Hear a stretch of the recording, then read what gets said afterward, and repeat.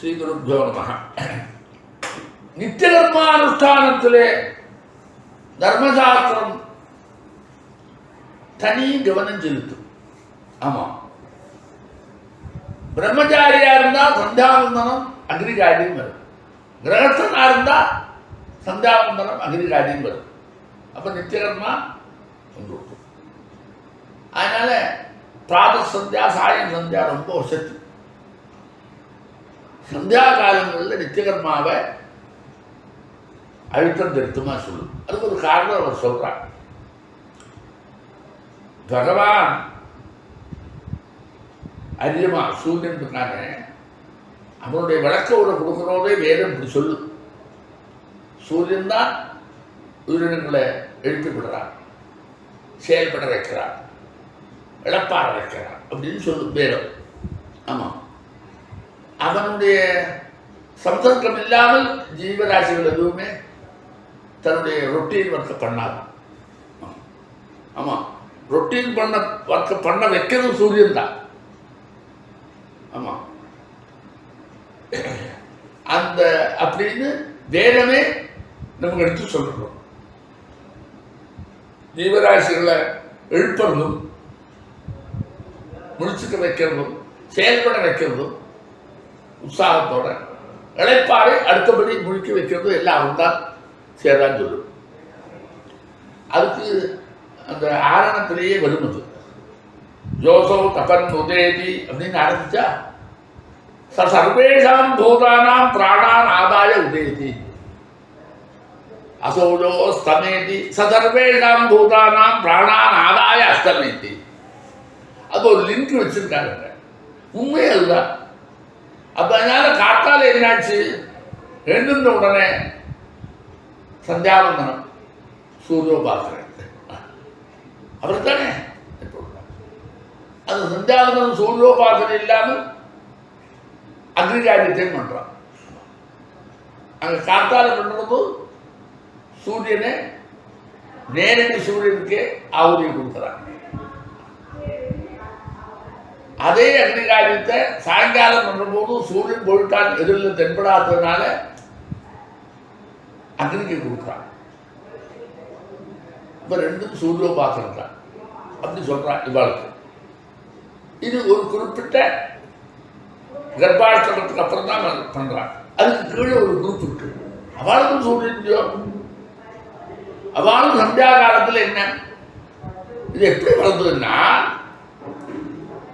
ஆரம்ப காலத்தில் தூங்கி விழிச்சுட்டா காரியம் செய்யறதுக்கு சுறுசுறுப்பு வரதுனால அவன் காரியத்தை செய்யறதுக்கு ஒரு உத்வேகத்தை பண்றான். சோறு வாங்கினோம்னா இழப்பாறதுக்கு தான் ராத்திரி. அந்த இழப்பாறதே மறுநாளை சீக்கிரம் எழுந்திருக்க. என்ன ஜீவ உயிரினங்களுக்கு ஒரு இழப்பாளர் வேணும், எல்லாத்துக்குமே வேணும். தர்மசாஸ்திரம் என்ன பண்ணிட்டு இவாளுக்கெல்லாம் இப்படி ஒரு வழி இருக்கு. உபநயனம் ஆயிடுச்சுன்னா ஒரு அக்னிகாரியம் இருக்கு, சந்தியாவந்தனம் இருக்கு. கிரகஸ்தன் ஆயிட்டான்னா அக்னிகாரியம் இருக்கு, உபாசனம் இருக்கு. இப்போ உபநயனமும் கிரகஸ்தனும் இல்லாமல் உபநயனத்துக்கு முன்னாடி இருக்கிற அவஸ்தா விசேஷம் இருக்க, அவளுக்கு இந்த சந்தியாகாரத்தில் நடைமுறை வேண்டாமா அப்படிங்கிற எண்ணத்தில் தான் சாயங்கால சந்தியா இருக்கு பாரு.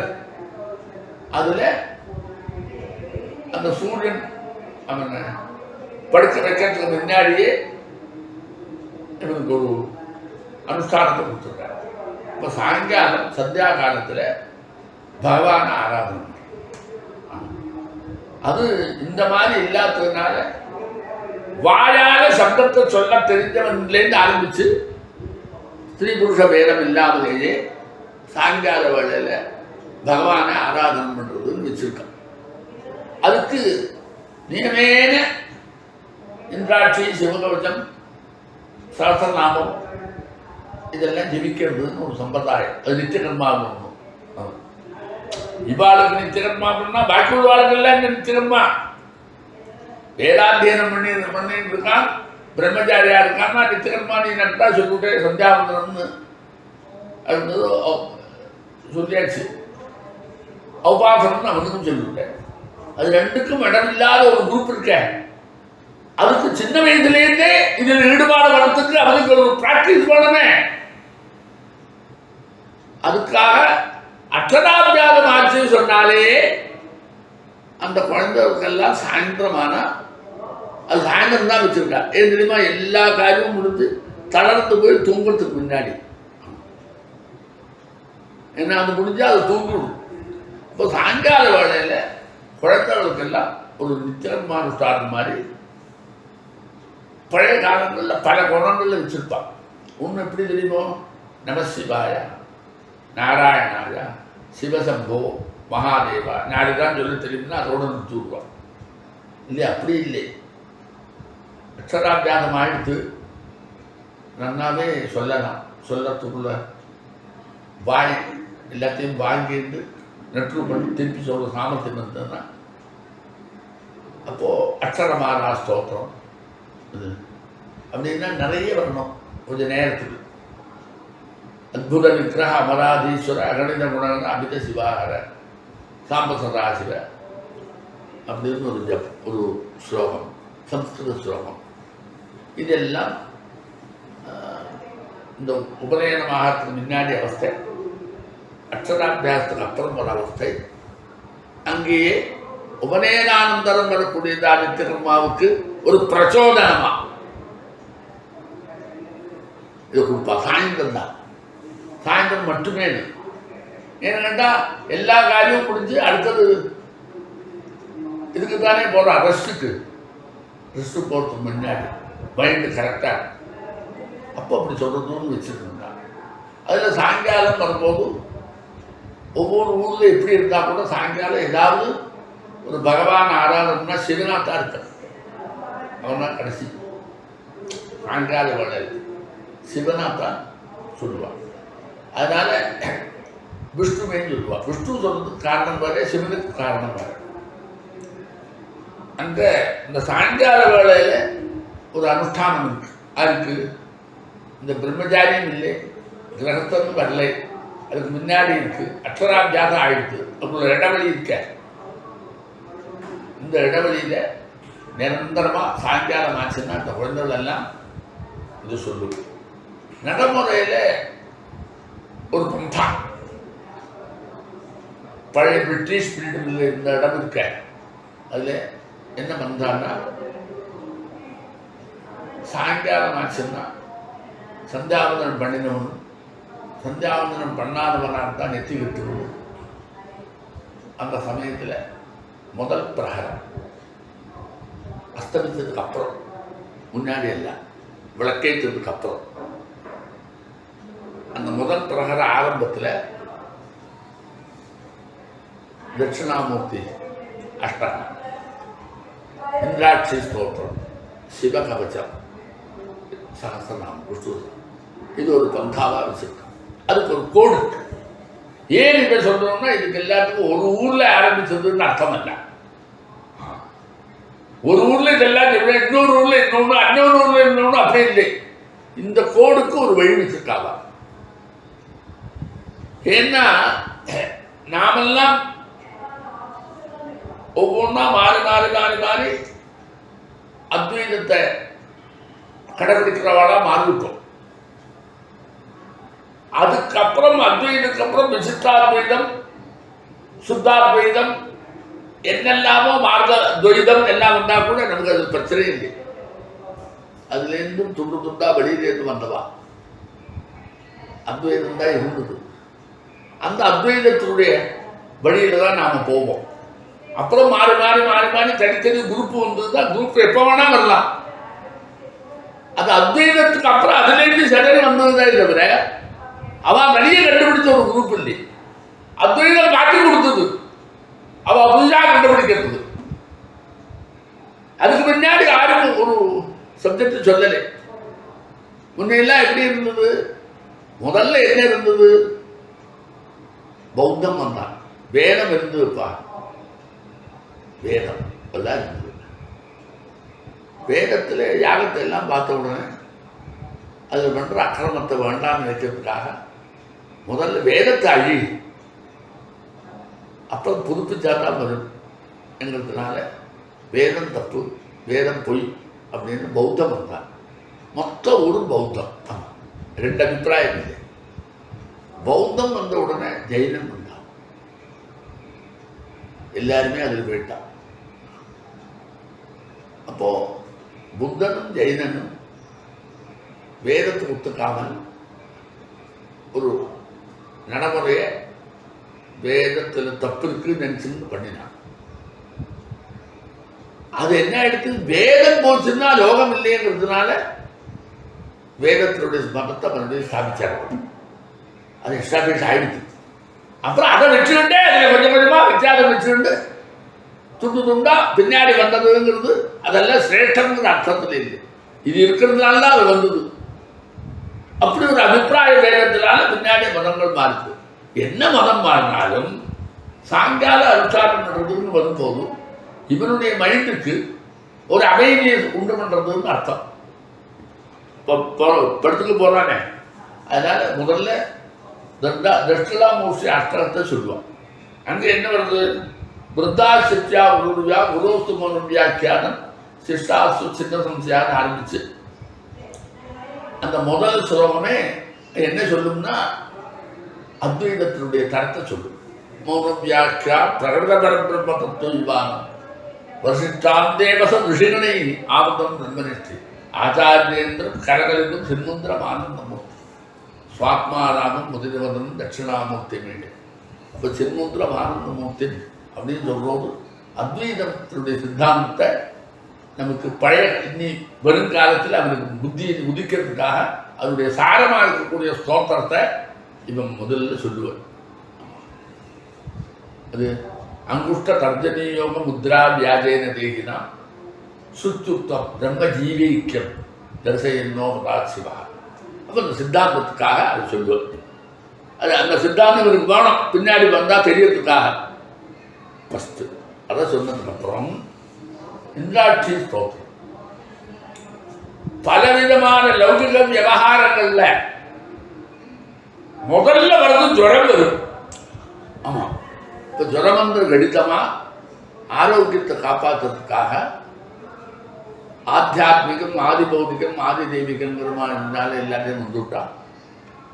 இது ஜுரஞ்சன் ஜுரசாரஞ்சன் ஜுராதி சாரமேவத சன்னிபாதம் ஜுரந்தீவ சீதோஷ்ட ஜுரமேவத குபேரந்தே முகம் ரௌத்ரன் நந்திமா நந்திமாவகா ஜுரம் மிருத்யுபயம் கோரம் ஜுரம் நாசேதே ஜுரா ஜுரராஜார வித்மே திரிசிரஸ்காய தீமி தன்னோ ஜர பிரச்சோதய பஸ்மாயுதாய வித்மே ரத்தநேத்ராய தீமி தன்ன திருபாத் பிரச்சோதய ஜாலாமாலாய வித்மே வஜ்ரநமுத்ராய தீமி தன்னோ ஜுரஹர பிரச்சோதயான்னு ஆரம்பித்து நமக்கு எந்த விதமான ஜுரமும் நம்மள்கிட்ட ஜுரம் தான் எல்லாத்துக்கும் ஆரம்பம். ஜுரம் தான் ராஜா. ஜுரம் சட்டுன்னு. அதனால் அந்த மாதிரி நமக்கு உடம்புக்கு எதுவுமே விருத்தமான நித்தியகர்மானுஷ்டானத்தை தடுக்கக்கூடியதான ஒரு விகார விசேஷம் வரப்படாதுங்கிறதுக்காக இந்த ஆட்சியை ஜெயிப்போம். அதுக்காக தான் அது அந்த அம்பாளுடைய அனுபவத்தில் அதோடு நிற்காமல் நமக்கு ஒரு கவச்சம் பண்ணணுமே. என்னுடைய சரீரம் தளர்ந்து போகக்கூடாது. அதனால் சாப்பிட்டா பரமேஸ்வரனை கூப்பிட்டு என்னோடய கண்ணை காப்பாற்று, காரை காப்பாற்று, அதை காப்பாற்று, இதை காப்பாற்று, எல்லாம் நீ தான் என்னை காப்பாற்றணும் அப்படின்னு, நீ கவச்சமாக இருந்து என்னை காப்பாற்று அப்படின்னு ஒரு பிரார்த்தனை சொல்லுவோம். அது சிவகவசம். அந்த சிவகவசம் ஜெபிச்சதுக்கப்புறம் கடைசியில் எது எல்லாம் எதனால் நடக்குமோ அந்த விஷ்ணு சஹஸ்ரநாமத்தை ஜெயிப்போம். விஷ்ணுங்கிற சப்தத்துக்கு சர்வ வியாப்தமாக இருக்கக்கூடியதான பரபிரம்மம். அதை நிராகாரமாக இருக்கிறதுக்கு சாகாரமாக நாம் பண்ணுறதுனால இன்னொரு காரணம் கூட இருக்கு. இந்த விஷ்ணு சஹஸ்ரநாமம் ஜெபிக்க சொல்றதுக்கு பீஷ்மர் தான் அதை எடுத்து சொன்னார். அதனால என்ன ஆயிடுச்சு, அவர் ஒரு காரியத்தை நிர்வாகம் பண்ணுறதுக்கு ஆரம்பித்தார். அந்த அப்பாவுக்கு இந்த மத்ஸ்யகந்தியை கல்யாணம் பண்ணிடுற போது அவனுக்கு பிறக்கிற குழந்தைக்கு ராஜ்யபாரம் வாக்கு கொடுத்தார். அதனால இவர் கல்யாணம் பண்ணிக்கிறேன். அந்த கொடுத்த வாக்கை இது பண்ணி வைக்கிறது ரொம்ப கஷ்டப்பட்டார். அதுக்கு பிறந்த குழந்தை 2 சண்டை போட்டுட்டு இருந்து கொடுத்தோம். அதில் 2 பேரும் ராஜ்யத்துக்கு சண்டை போட்டுருந்ததை தவிர சந்தோஷமாக ராஜ்யபாரம் பண்ணுற மாதிரி ஒரு சூழ்நிலை வரல. இவர் இருக்கார். அப்போ நியாயமாக ஆறு அந்த அரியாசனத்தில் ஏறணுமோ வரல.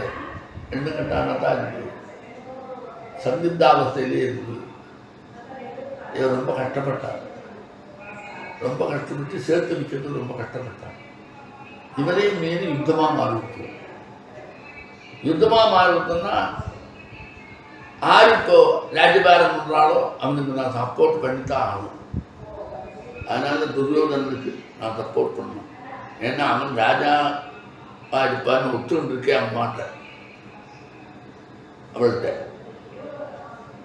இவனுடைய மனசாட்சி அவரை சரி பண்ணன்னு சொல்றதுக்காக முயற்சி பண்ணி பார்த்தார். ஆனால் அவருடைய சரீரம் தியாகம் பண்ண வேண்டிய சந்தர்ப்பம் வந்துச்சு. எதிர்ச்சியா நினைச்ச போது நான் சாகலாம்னு ஒரு வரம் அவருக்கு இருக்குது. சாவ தள்ளி போட முடியாது. நீ நினைச்ச போது மாற்றிக்கலாம். இப்போ சரசரியிலே அவர் படுத்துக்கிற போது உத்தராயணத்துக்கு காத்து இருந்தது. அப்போ யோஜனை பண்ணார், நான் போயிட போகிறேன், இருக்கப்படாது. ஆனால் நான் நினைச்ச அந்த காரியம் நிறைவேறலை. ஆறு என்ன சொல்ல போகிறதில்லை. அவளுக்கு நான் வாக்கு கொடுத்தேன், உன்னுடைய பரம்பரை தான் அரியாசனத்தில் ஏறும், நான் அதுக்காக கல்யாணம் பண்ணிக்காத இருக்கேன், அவனை அரியாசனத்தில் அனுபவிக்க வைக்கிறேன்னு சொன்னேன். நான் இருக்கிற வரைக்கும் வைக்க முடியல. அப்போ இனி என்னால் ஒன்றும் நடக்காது.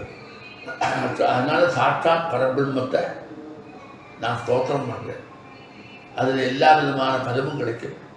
இது அவள்லாம் கேட்டுன்னு இருந்து அவள் அத்தனை பேரும் பண்ணினால்னா அவளுக்கு நன்மை நடக்கட்டும் அப்படின்னு கடைசியில் போகிறதுக்கு முன்னாடி நான் தோற்று போகிறதுனால பகவான்கிட்ட பாரத்தை ஒப்படைச்சிட்டு போகிறான். அதுதான் சொல்லலாம், பகவான்கிட்ட பாரத்தை ஒப்படைச்சு. அதனால தான் கடைசியில் பரிசுத்தியில் பார்த்தா பிராமணனாக இருந்தால் என்ன கிடைக்கும், சத்திரியனாக இருந்தால் என்ன கிடைக்கும், எல்லாம் வருது. அதுபோல் எல்லாம் கிடைக்கும்னு வருது. அப்போ இதை படிச்சு விட்டா வரும்னு சொன்னால் அதெல்லாம் படித்து கொடுத்தா அவள்கிட்ட காமக்ரோடாருக்கு போய் வருவாள்னு நினச்சிக்கிட்டு அவர் தன்னுடைய சரீரத்தை தியானம் பண்ணார். அப்போ வந்ததாக இருந்தது. அப்போது ஆருக்கு என்னெல்லாம் தேவை உண்டோ அதெல்லாம் கிடைக்கிறதுக்கு இந்த இது வரைக்கும் கிடைக்காத கஷ்டப்படுற வாழ்க்கெல்லாம் இந்த பரபிரம்மத்தை பல கோணத்தில் பல உருவத்தில் வாயால் சொன்னால் கிடச்சி விடுங்கிறது எல்லாருக்கும் தேவைப்படும்படியாக இருக்குது. ஆக எடுத்து தான் நாம் சஹஸ்ரநாமம் சொல்கிறோம்னு ஆரம்பித்தோம். சஹஸ்ரநாமத்துடைய தாற்பயமே என்ன? எதெல்லாம் என்னால் முடியாதோ அந்த முடியாத சப்ஜெக்ட் எல்லாம் எனக்கு நிறைவேற்றி கொடுக்கணும்னா அதுக்கு அந்த சாட்சாத் பரபிரம்மத்துக்கிட்ட நான் சரணாகதி அடைஞ்சு விட்டேன்னா, நான் சப்தத்தை போட்டு விட்டேன்னா எனக்கு அது நிறைவேறும் என்கிறது இதில் காமிச்சிருக்காரு. அவர் போகிறது நடக்கலை, இந்த சொல்லியிருக்கே நடக்கட்டும்னு போகிறார். அப்போ அவருக்கு சாதிக்க முடியாத ஒன்றை போரோடு அவர் என்கிட்ட ஒப்படைச்சார். நான் ராஜாவா அந்த பரம்பரை உட்காந்து என்னால் முடியல, சண்டை பண்ணுறதுக்கு ஆறு நடக்க போறா தெரியாது.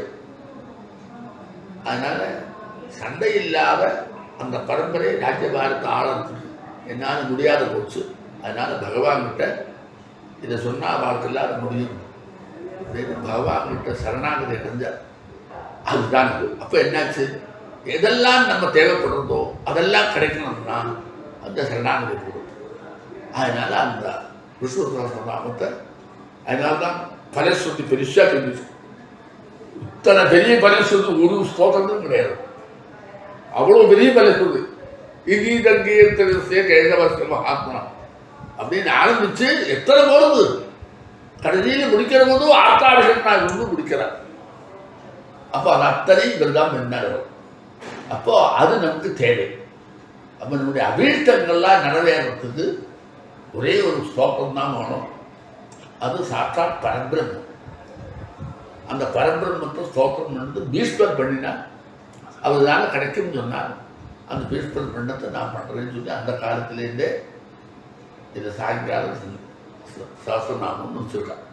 அதனால தான் இந்த 3 வச்சுப்போம். தட்சிணாமூர்த்தி அஷ்டகம். அத்வைதம் தான் நம்முடைய பரம்பரையில் இருக்கக்கூடிய தத்துவம். இன்னைக்கு தெரிய வேண்டாம். இதை விட்டுப்படி ஜெபிச்சுக்கிட்டே இருந்தோட கடைசியில இவன் வாயால் அத்வைதத்தை சொன்னா அந்த அத்வைத அர்த்தம் தானே. கிளிப்பில் சொன்னாலும் அதுக்கு அர்த்தம் இருக்குமே, அர்த்தம் இல்லைன்னு வருமா? கிளிப்பில் சொன்னாலும் அர்த்தம் இல்லைன்னு ஆகுமா? ஆகாத. அதனால அந்த மூணே பழைய காலங்களில் சாயங்காலமானா ஜெபிக்கிறதுன்னு வச்சாங்க. ஏன் அப்ப சொன்னான்? அதாவது அனுஷ்டானத்தில் அவன் தூங்குற வேலை எப்போ தெரியுமோ?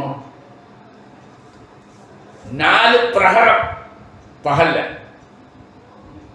அதுல 4 பிரகரம்.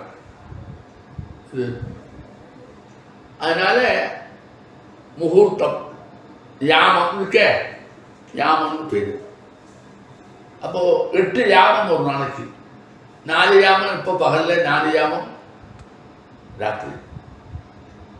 இவன் ராத்திரி முதல் யாமத்தில் உறங்கப்படாது, அவனுடைய சரீரத்துக்கு ஹிதமில்லை. ராத்திரி 4வது யாமம் உறங்கப்படாது, அவன் சரீரத்துக்கு ஹிதமில்லை. ஆமா, 2, 3 யாகம் இருக்கு, அதுதான் அவனுக்கு உறக்கம். அது போதும். 2வது யாமத்திலேருந்து 3வது யாமம். அப்போ முன்னிரவு பின்னிரவுன்னு வச்சுப்போம். முன்னிரவில் 9 மணிக்கு மேலேதான் அவன் தூங்கலாம். இப்போ அது வரைக்கும் இருக்கக்கூடியதான அந்த காலத்தில், ஆரம்ப காலத்திலேயே இந்த தேவதா ஆராதனை இருக்க, வாயால் சொல்கிறது மட்டும்தான், வேற ஒன்றும் கிடையாது. ஏன்னா அது முடியும். ஏன்னா அவன் தளர்ந்து போய் படுக்க போகிறவன், அவனுக்கு பெரிய வேலையெல்லாம் கொடுக்க முடியாது. அதனால் அந்த சந்தியா காலத்தில் சூரியன் அஸ்தமனம் ஆன உடனே இந்த பாராயணம் இருக்க. என்ன பாராயணம்? அத்வைத சித்தாந்தத்தினுடைய தரம். நமக்கு வரக்கூடியதான ரோகங்கள் இல்லாத இருக்கிறதுக்கு ஒன்றும், நம்முடைய கவச்சம், நம்முடைய ரட்சணத்துக்காக ஒரு கவச்சம். அப்புறம் நம்ம நினைச்ச எல்லாம் நடக்கிறதுக்கு சாட்சாத் பரபிரம்மத்துடைய சரணாகதி. இந்த 4 கோடிகள் பண்ணித்தான் இதை பண்ணிட்டு இருந்தான். இதுக்கெல்லாம் அர்த்தவத்தும். நீ எப்போ வேணா ஆற வேணா சொல்லுவோம், இப்படிதான் போகணும். ஆமா, அந்த கவச்சம் போகணும். சண்டை கவச்சம் சொல்றேன், அந்த சாத்தா பரபிரம்மன் தான் நீ ஸ்தோத்திரம் பண்ணணும். எனக்கு ரொம்ப எங்க ஊர் பார்க்க, உங்க ஊர் சுவாமி அதுலேருந்து வந்தவன் தான். அதனால இந்த 4 அந்த காலத்தில் சந்தியா கால அனுஷ்டானமா இந்த மாதிரி பிரம்மச்சாரி இல்லை, அவன் அத்தியனத்தில் போயிடுறான். கிரகஸ்தனா இருந்தால் கர்மானுஷ்டானத்தில் போகிறான். அவளுக்குள்ள வேலை இருக்கு. அதே மாதிரி பொங்குழந்தைகளுக்கும் வேலை இருக்கு. புருஷ குழந்தைகளுக்கு 5 வயசுக்கு அப்புறம் இல்லை. அதுக்கு அவள் என்ன பண்ணா, இது எல்லாத்தையும் எது படிக்கிறது. அப்படி இல்லை, பொங்குழந்தை சாதாரண குழந்தைன்னா கூட அவளே பண்ண வச்சு விட்டான். அற்புத விக்கிரக இந்த மாதிரி தத்துவங்கள் அதில் இல்லை. ஆமாம், பரமேஸ்வரன ஸ்தோத்திரம், சாம்ப சதாசிவா, அம்பாளோட சேர்ந்து சதாசிவன் அப்படின்னு சின்ன குழந்தைகளும், ருதுவாகாத குழந்தைகளுக்கு, அதுவும் புள்ள குழந்தைகளுமே 5 வயசுக்கு மேலே சாயங்கால வேலை ஒரு அனுஷ்டானம் பண்ணிட்டுருவோம். தாற்பயம் என்ன தெரியுமோ? இந்த அனுஷ்டானத்தை பரிச்சயமாக வர வர அவளுடைய மைண்டில் ஆஸ்திக புத்தியும், அந்த வேலையில் நடத்தக்கூடியதில் சக்தியும், ஒரு அபியாசமும் வருது. அந்த அபியாசம் பின்னாடி வரக்கூடிய தர்மத்தை அனுஷ்டானம் பண்ணுறதுக்கு அந்த குழந்தைகளுக்கு சப்போர்ட்டாக வருது. இப்படி ஒரு அனுஷ்டான விசேஷம் உண்டு. இதில் நம்ம இதில் அந்த வேலை இப்போ நமக்கு எப்படி போயிருக்குன்னா, சகல விதமான கர்மாவே நாம் இழப்பாடுற காலத்தில் எடுத்துக்கிறோம். ஆமாம், விருத்தமான ஆச்சரணம். அது இழப்பாற வேலையாக்கும். சந்தியா காலம் வந்துடுச்சுன்னா நீ இழப்பாரத்தான் பண்ணணும். அதனால சரீரத்துக்கோ மனசுக்கோ அதிகமாக சிரமத்தை கொடுக்கக்கூடியதான இதெல்லாம் இருக்கப்படாதுன்றதுனால தான் ஒரு பக்கமாக சாட்சாத் பகவான்கிட்ட நினைச்சு அதை மட்டும் சொல்லுறதுன்னு வச்சாலே தவிர அந்த கோணத்தில் தான் வச்சிருக்கான். அது இப்போ நம்முடைய நடைமுறை எல்லாம் இப்போ மார்க்கத்திலான எல்லாம் எடுத்து அந்த வேலையே நாம் செய்யக்கூடிய கர்மாக்களை தொடர்ந்து பண்ணுறதும், ராத்திரியாக இருந்தாலும் பண்ணுறதும், பகல் ராத்திரிங்கிற வித்தியாசம் இல்லாமல் அதே மாதிரி உறக்கம் விழிப்பு வித்தியாசம் இல்லாத ஒரு மாறுபாடை கொண்டு வந்திருக்கோம். அது நம்முடைய சரீரமும் தளர்ந்து போகிறது, நம்ம புத்திக்கும் ஸ்பூர்த்தி இல்லாத ஆகிடுது. அன்னைக்கு அதெல்லாம் மிச்ச உடனே சரீரம் தளரலை, புத்திக்கு ஸ்பூர்த்தி இருந்தது. அப்போ அவனுடைய புத்திக்கு ஸ்பூர்த்தியும் எப்போ இழைப்பாடுறோமோ அப்போ பண்ணணும். இழைப்பாடுற வேலையில் ஒரு காரியம் வச்சுக்கூடாது. சரீரத்தை நிர்பந்தமாக நாம் குத்துறோம்.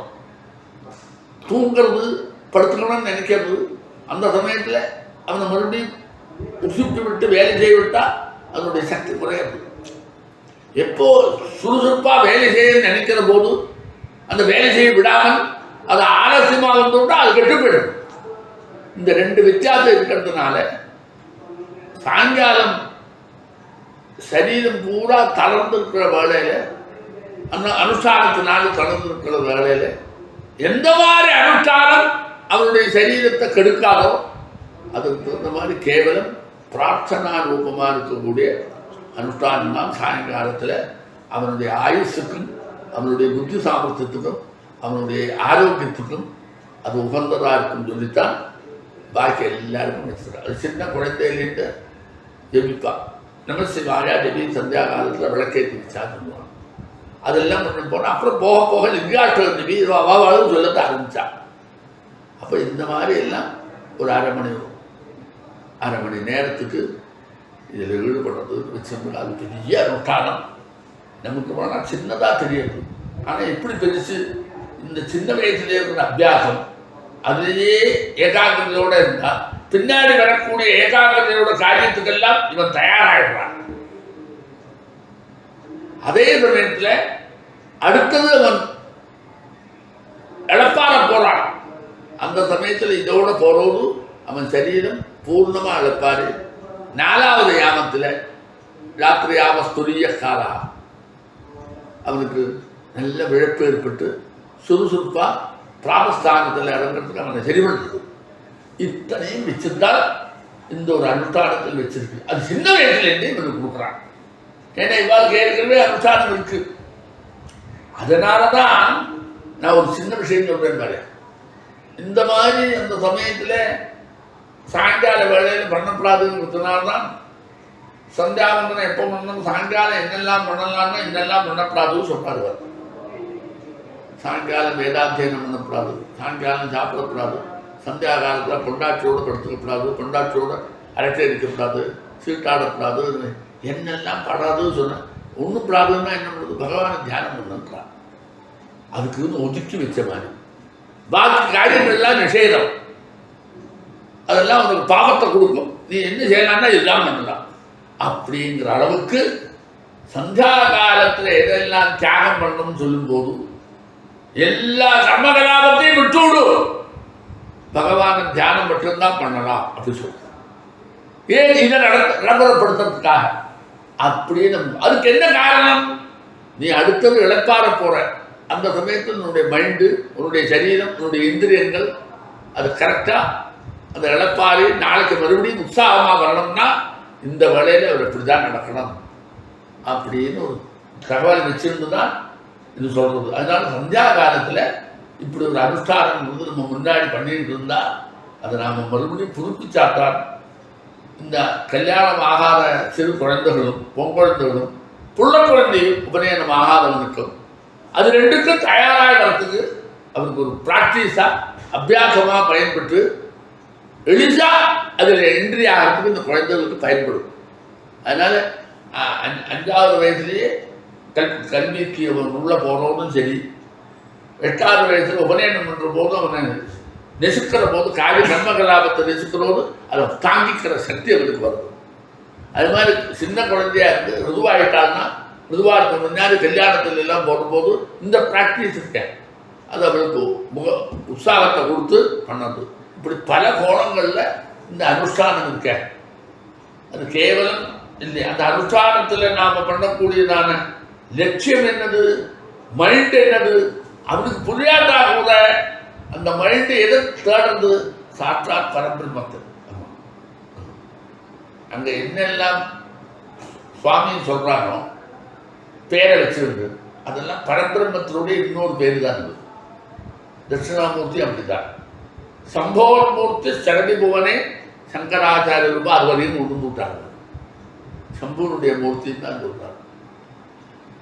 சம்புங்கிற பேருக்கும் தாத்பரியம் அப்படிதான், விஷ்ணுங்கிற பேருக்கும் தாத்பரியம் தான். சர்வத்திர வியாபி சாட்சாத் பரபிரம்மம். அதைத்தான் நாம் ஆராதனை எப்போ சந்தியா காலத்தில். ஆனால் அந்த அனுஷ்டானத்தை கொச்சையாக பார்க்கப்படாது. நம்ம சரீரத்துக்கும் மனசுக்கும் நம்முடைய ஜீவிதத்துக்கும் ஸ்பூர்த்தியை உண்டு பண்ணி நம்முடைய தேவைகளை பூர்த்தி பண்ணுறதுக்கு இந்த அனுஷ்டானம் ரொம்ப முக்கியம். அதனால் அனுஷ்டானம்